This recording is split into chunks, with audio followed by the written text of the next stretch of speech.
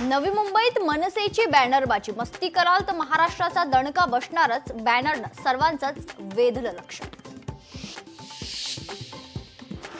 गणेशोत्सव यावर्षी राज्य महोत्सव म्हणून साजरा करू, तसंच शहरी नक्षलवाद्यांचा डाव हाणून पाडू, सांस्कृतिक कार्यमंत्री आशिष शेलारांचं आवाहन।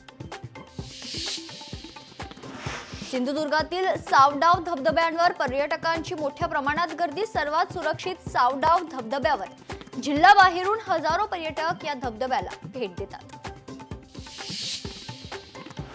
उद्यापासून संसदेचं पावसाळी अधिवेशन, पहलगाम हल्ला, ऑपरेशन सिंदूर यांसारख्या मुद्द्यांवरून विरोधक सरकारला घेरण्याच्या तयारीत। IAS अधिकाऱ्यांनी मराठीतूनच बोलावं, मराठीत संवाद साधा, हिंदीत बोलाल तर संवाद साधणार नाही, धाराशिवमधील एका कार्यक्रमात मंत्री प्रताप सरनाईकांचं वक्तव्य।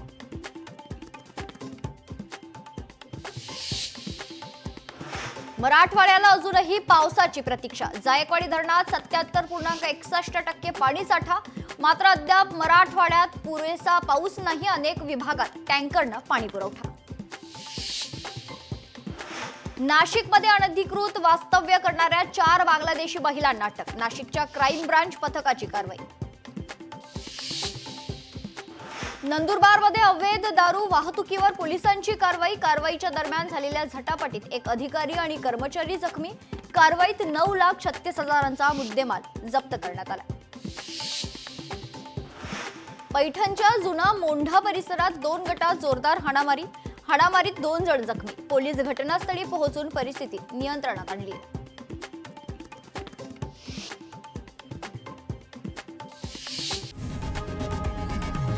लोकशाही मराठी ऐका, पहा, जागरूक रहा।